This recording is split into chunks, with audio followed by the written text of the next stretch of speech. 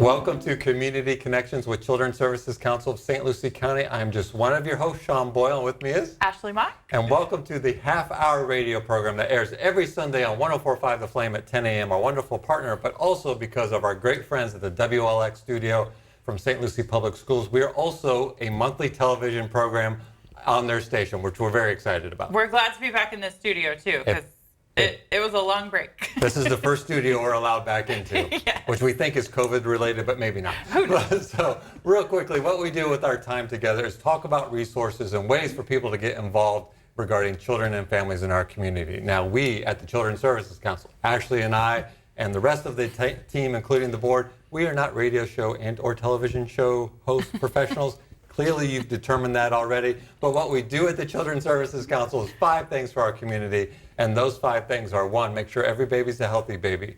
2, stop child abuse before it happens. 3, keep kids off the streets. 4, keep them in school. And 5, keep them off drugs, alcohol, and other risky behaviors by offering programs and resources for all families in our community. I'm glad that you count, because it distracts me. I have to keep track, so thanks for that. You're welcome. So Sean talked about those priority areas, and outside of this show, there's a couple different ways that you can learn more about the programs that do that work. A great way is on our website, which is www.cscslc.org. We have a list of all of our funded program partners there, along with contact information. So if there's anything that you are looking for, you can find it there. And I would also say, because through the pandemic, we noticed this quite a bit, if you have a question about one of those programs, if you can't quite figure out which one is the right one for you, just reach out to us. You can send us a message on Facebook. You can still call our office. We still go there. People still answer the phone. So you can reach out to us and ask us any question about programs that you are looking for. We are still here to help. And we know that there is something out there for you, regardless of what situation you're in. So please just ask us, and we'll make sure we get you pointed in the right direction. I'm glad you brought up the Facebook, which it seems everybody's on. We are also very active on, and to your point, we do get a lot of messages through there. Yeah. So whatever your comfort level is, you can call us on the phone, which it seems like hardly anybody uses anymore. I know, who does that anymore? I dropped my phone on the way into the studio. Our guest saw it, and it survived, but I was like, well, I'm not worried about calling anybody. It's the text. But you can call us at 408-1100, again, 408-1100, or if you're just more comfortable, and we get it, if you're more comfortable, you can send us a message through Facebook. Just look up Children's Services Council, St. Lucie County. There are other Children's Services Councils. We're partial to the one in our community, and find us that way. Yeah, definitely. And we do share a lot on Facebook, not just about our funded programs or things happening in the community. We've got lots of parenting tips that we share there from time to time. And one more thing that I just wanted to mention was our St. Lucie Reads website, which is connected to our CSC website, but you can access all the information there about St. Lucie Reads. One of the most visited pages that we've had through the pandemic is the St. Lucie Reads page, where we've shared virtual reading resources. Our community engagement coordinator, John Caesar, who is back in the office, so we're so excited about it. But John put together a great list of resources early before the summer, I guess. And there are videoed read-alouds with celebrities. There are links to books that you can view online. There's a ton of information. And I know right now, as a parent, I'm trying to make sure that my kids are off screens as much as possible. Real books still matter. So we are encouraging that as well. There are some great book lists there for different categories, different genres, whatever your child is interested in. There's a lot of information on our St. Lucie Reads site too. So just wanted to put that reminder out there that books still matter. Yeah, real life still matters, even in a pandemic. You know, you can see each other on Zoom, but sometimes actual physical. I will point out we're in the month of November, the month of thanks. We have the opportunity to do a couple of special things to give thanks to our programs and agencies who've gone above and beyond in partnership with the United Way. A couple of workshops and to help de-stress. Treats. We went out and delivered thank yous, and I say all that because we just finished our anniversary month. I'm going to play this out for like a whole year, by the way, because we didn't get to have a real celebration. Our anniversary month, where we celebrated 30 years since the vote and the establishment of the Children's Services Council. And I just talked right before we went to this taping, and this is an exclusive, folks, talking with our director of programs. Even though we were in a pandemic, and we expected our outreach to maybe be a little bit less, because it was harder to get in contact with kids, but all of our agencies, all of our programs, they figured out a new model, right? Even if it was using a screen, at least it was still contact, it was still moving and helping move kids and families forward. We increased our contact from last year to over 51,000. Wow. So very excited, and that's awesome. only possible because of our program. So and taping that show in November, I know Spirit of Giving, thanks. Spirit of Giving, we just want to thank all of our programs. Yes. That's awesome. And we do have some fun stuff that you'll learn about in maybe a week or so. An opportunity for our community to give thanks to our team, to our programs, to our friends as well. So stay tuned for that. Facebook's a good place to watch for that. So maybe I can test this. I'm gonna pilot it because we're doing it this Friday, but this won't air until, well, it'll probably air tomorrow. But when we hit the pandemic and we needed to keep our agencies updated, we would do agency updates. Yep. And we did emails and nobody really read the emails. So then we started doing videos, and surprisingly, people actually watched the video. Go figure. And we always ended the segment of the thank yous with a gratitude section. Yeah. And that was to give thanks. And the reason why we did it is I was actually going through a class, because in a pandemic, why not take a class? And it was all about happiness. And there's research that shows, and I'm saying all this to encourage our viewers, there's research out there that a way that you can increase your happiness is by expressing gratitude to others. Yeah. It actually has been scientifically proven that will raise your happiness level. So that was part of my strategy to do it, just because it was a stressful time, right? Yeah. And so we're extending that, and we're going to have I'm not going to give it all away, but we're going to have an opportunity not only for us to give thanks, but really for the whole community. Yeah, I'm excited about it, so stay tuned. So speaking of thankfulness and kind of parlaying that to stress before we get to our guests, there's two resources I want to announce before you introduce our guests. First of all, let's be honest. In a pandemic, if you're a parent and you're virtual schooling, or even if you're real life schooling, if your normal stress level was at a 2, I think during a pandemic, everyone's normal stress level is a 5, which means it's not that much higher to climb to be full out, wigging out, for lack of a better word, right? So I'm going to share two resources for people. The first one is if you are a parent and you're struggling with parenting, you're struggling with education, and let's say you can't settle down to have that process, that thought till after hours. Our funded program at Families of the Treasure Coast has a parent warm line that is open 7 days a week. It also includes not only a phone number, but also a text and or Facebook messaging for you to get in contact with a professional to help guide you through whatever you're going through. And it could be, I'm struggling with whatever this math stuff is. I'm struggling with, how do I keep my kids on the computer? Whatever it is, they're there to help. That's what they're there for. That's what the resource.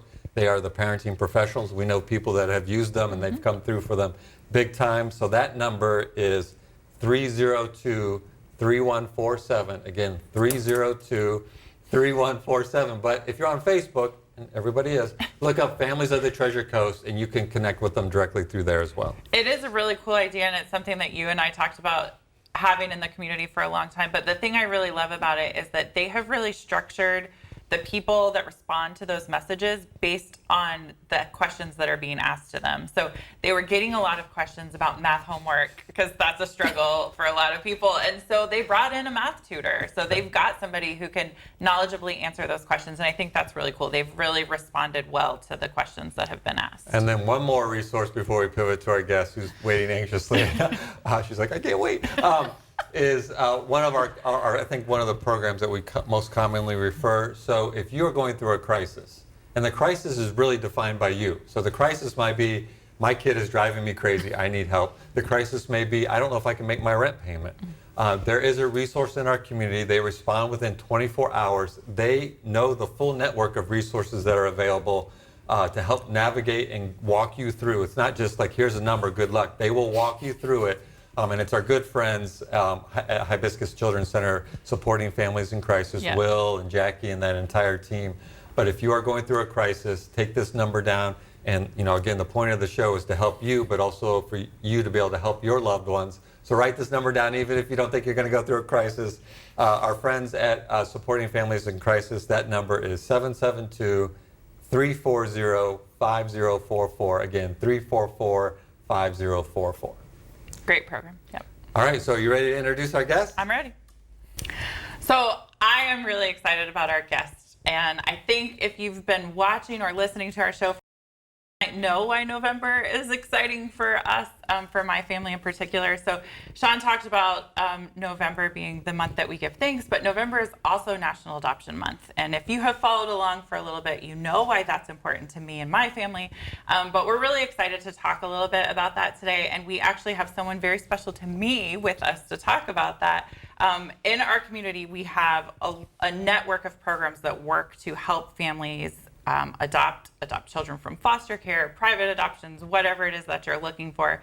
But the organization that my family went through is 4Kids of the Treasure Coast. And so today we have with us Kenya Reinhardt from 4Kids, who's going to help us talk a little bit about that. We're going to talk a little bit about my story. We're going to talk a little bit about how you can get connected to the adoption community. So lots of things that are fun that are going on in the month of November. So thank you, Kenya, for joining You're us. welcome. Thank you for having me. And I do want to say I really enjoyed following you all through the pandemic as well, because you have been encouragement to the community, and you really are about connecting our community to one another. And you've shown yourself to do that with excellence over this pandemic. And I know many of our families and our kids have benefited from the resources and the tools that you've kind of put out there to help them navigate through this whole crazy time that we're in. This time is. So thank you.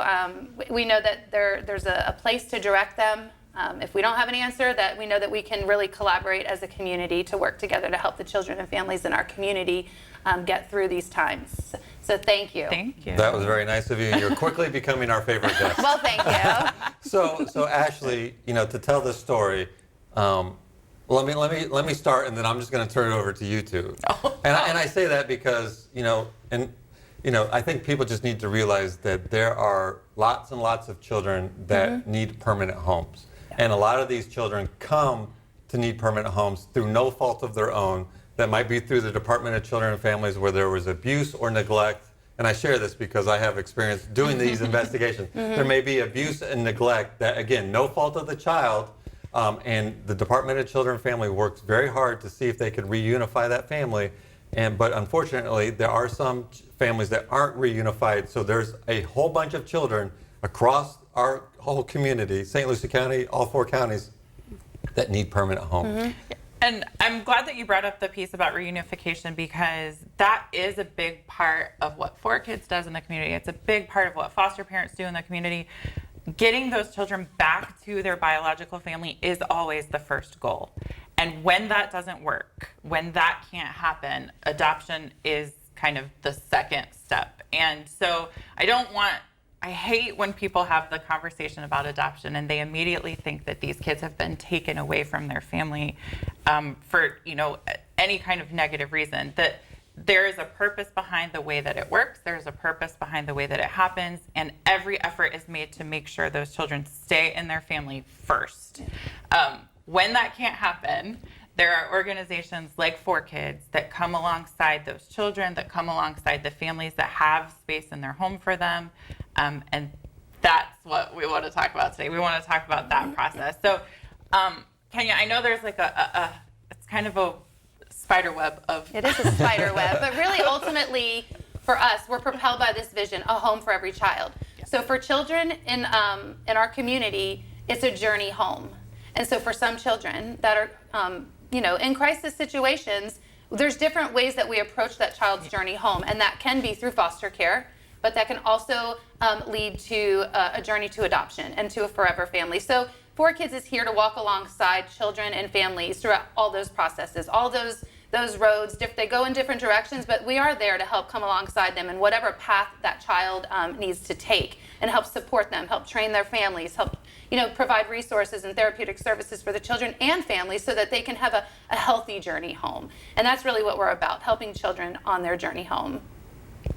Yeah, and I know so a little bit of my backstory for those listeners or viewers who maybe don't know. My husband and I went through 4Kids to become licensed foster parents, and we were very, I'll say, surprised first, but also lucky that the first placement that we took, we actually ended up adopting those children, and it was a sibling group of 3, so we went from 0 children to 3 children overnight, which sounds crazy until I tell you that Kenya has 10 kids, and then it sounds less crazy. So It's still crazy. It's still crazy. I did like one at a time. I didn't get 3 all at once.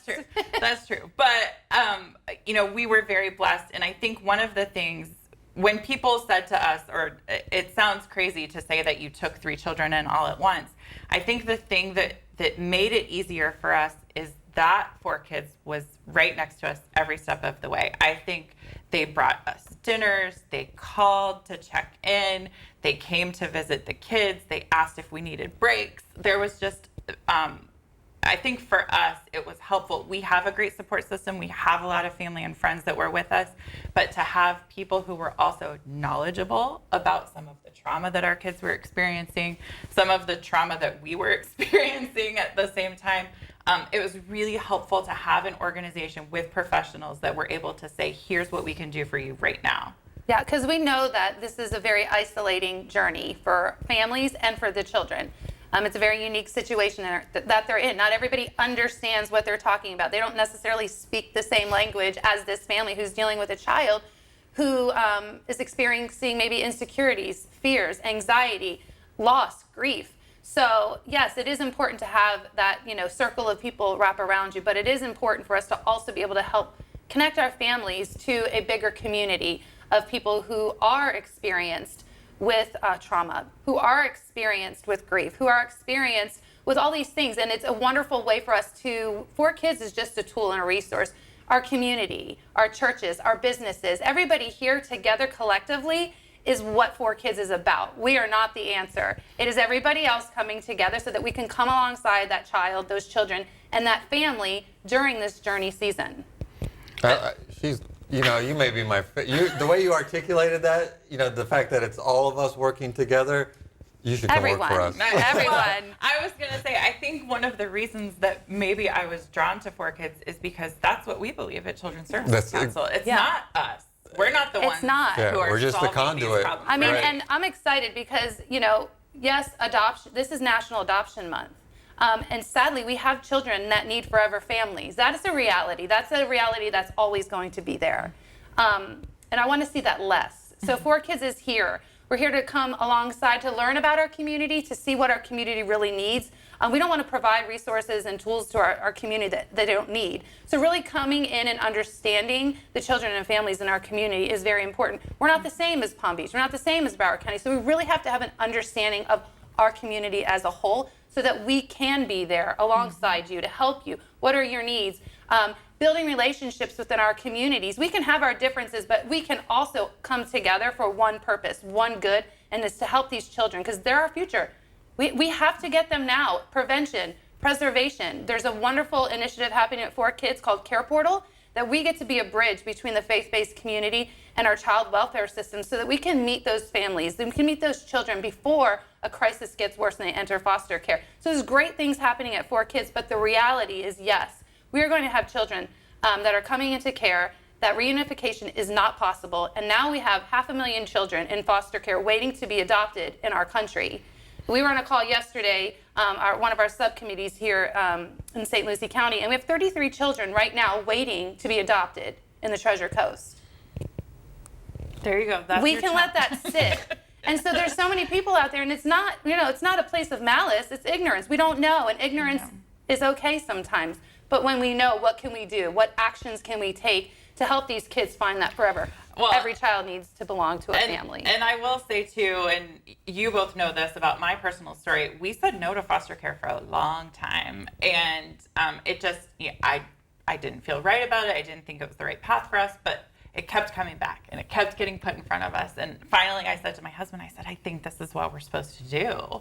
And so I think once we sat in a session and learned about, and I knew peripherally what was going on because of our work with our child welfare partners. I knew what was happening. I knew there were kids available for adoption in the community. But once I really knew what was happening and I really understood the need, there wasn't any possible way that I could have said no. Yeah, and I think you came to that place of, a lot of us will say, well, how can people do that to their children? These terrible people, how can they do that? How can somebody hurt a child? But then you have to kind of turn that on yourself and say, how can I know and not do something? Right. So And put that's that on where I you, was, right. you know, and that's where you came to that place where I can do something about this. You know, we can grow our family through foster care. We can grow our family through adoption. And there's people out there who are longing to provide families to children. And just giving them that information, letting them know that that's a need out there is very important for our community right now. Yeah. So let's spend a little bit of time that we have left on the show to talk about that need, because, you know, the point of the show is to maybe turn on some light bulbs so people are like, oh my gosh, I could get involved that way. Yes. So Yeah. let's talk about the need, then let's talk about how they become foster parents, and then possibly adoption. Yeah. Okay. Sounds good. So who wants to So start? you talk about need. 'cause- Okay, well, the need, obviously, we hit a pandemic, right? And come March, 4Kids and all of our local partnering agencies had a realization that children were not going to be safer at home, no matter what the governor said, no matter what our leaders said, to say stay at home and be safer. We knew that that was not the case. So over the past, 6-7 months, we saw numbers decline. And so for a lot of people, they would think, well, that's great, the numbers are going down of children being removed. But for us as agencies, we knew that that was just because children weren't being seen, not because the abuse wasn't happening. And then we saw increases in numbers of domestic violence, substance abuse, mental health. And so we knew even greater that there was a need for foster families in our community. And so the need for foster families is ongoing. We have about 80 children in group homes and shelters because there's not enough foster homes in our community. So if that's something that somebody's feeling that call and they said, wow, I've always kind of thought that I could be a foster family, or maybe I just have some questions and fears, or just not too sure, give us a call. Call Communities Connected for Kids. Find an agency that you think would be a good fit for you. Reach out and ask questions, because you never know. Some of those questions that you might have, it might just be misconceptions. Sometimes people are like, I'm single, I can't foster. Well, that's not true. So, this is really something that once you can be given the right information, then make a decision if that's a good fit for you to be in, a foster family. And and when you say that we have 80 kids that are in group homes, somebody would be like, well, at least they're in a home. But No. the group home is not a family home. No, it's not. Children belong in families. And a lot of those group homes are out of the area. Yeah. So when you send a child out of the area, that they may lose contact with the siblings. Yes. They may lose contact with the parent. And again, the first thing that they're trying to do is reunify the Yes. family. So we need to make Well- sure that local kids stay in Stay our local close. community. Stay Well, close. and you got to remember too, especially, in our community, because of the number of kids that we serve, we've always had kids who had to go outside of the circuit. And when that happens, so now that child has been removed from their family, removed from their school, removed from their neighborhood, removed from everything that they know, if we can keep them in the same community, in the same Yes. school, it's so much more, that resiliency factor stays with them Yes. then. So it's really important, I think, to do that. I'm glad you brought up the point about asking questions, because there are so many misconceptions There are. about foster care, about adoption. There are opportunities for everyone. If you just have flexibility on the weekends, you can be a respite home for foster parents, because they need a break Yeah, sometimes. they do. I So- babysit often for some of our families because we don't have enough people who are willing to give of their time, or that they're there are not so many aware that they can give of their time. I shouldn't say that they're not willing. They just don't know Right. that their time is valuable just as much as their treasure and their financial giving or opening up their home. There's not one that's greater than the other. We need all of that to help children thrive and heal while they're in this journey in foster care. So I know you mentioned that often the first step is to contact Communities Connected for Kids. Sure. And there is a lot of information on their website, so we should say that, because they've got a page that says, so you want to be a foster parent, Right. so you want to adopt, here's all the steps that you have to go through. But we do have a network of agencies that work in our circuit, in our community, that license foster parents, that license adoptive parents. Yes. There is a process behind the things that you have to do, the coursework that you have to take, Yes. the lessons that you have to learn. Yes. And that is all put in place because we're dealing with kids. Yes. And it is so important that I have heard people complain about that process, that it's too lengthy, it's too cumbersome, it's too intrusive. Well, it has to be. It has to because be. we're talking and they're about worth the lives. it. They're Yes. worth it. And they're worth it being done well. Well. Yes, and right. And so, we talk about foster care, and when when those children aren't able to go home, yes, then there are opportunities through foster care to adopt children. And we have a lot of children, like I said, 33 waiting right now in the Heart Gallery, Children's Home Society. is working hard. We're partnering together to work hard to find those children forever homes. Children belong in families. You know, your life's not done at 18. You still need direction. You still need somebody to help you be a compass and fulfill your dreams. They still have dreams and hopes of what they can become. It's really hard to do that alone. And you do become more at risk to the things out there that are waiting for them. They have no idea how to handle on their own. And so those are things that obviously you could fill a whole nother show with. But the prevention piece of that is children belong in families. So when they have a loving family and they have that sense of belonging, all those other things that we kind of focus on kind of get a little dimmer because now they have that support system of a loving family who's there to take care of them, keep them safe, watching out for their best interests. So Kenya, I'm not doing my job. We're not doing our job as hosts. And we haven't even given out your number yet. So I know we talked about that people can go to Communities Connected for Kids and find out, because they contract with multiple agencies. Right. But we have you as a guest. You do. Everybody's super impressed with you. So what's the best way to get a hold? Best way Exactly. is please, first of all, visit our Facebook. We're super active on there. During COVID, we created a lot of parenting videos as well. We have a YouTube channel. We've opened up our trauma-informed care training to everybody. Our therapeutic services are open to all children. They don't have to be with 4 kids to get therapy through 4 Kids. The referral is very easy to go right on to www.4kidstreasurecoast.org. That's the number 4. And so if you pop that up on the ticker, it's nice and long, especially when you have to write it out. Why we do TC? But that's okay. But yeah, we have a whole bunch of resources on our website, on our Facebook, and you can call the office at 772-419-8831. You can call me at 772-206-0835. We are always available to answer anybody's questions. And then we get the honor to serve our families that do choose the path of adoption, our 4 Kids families.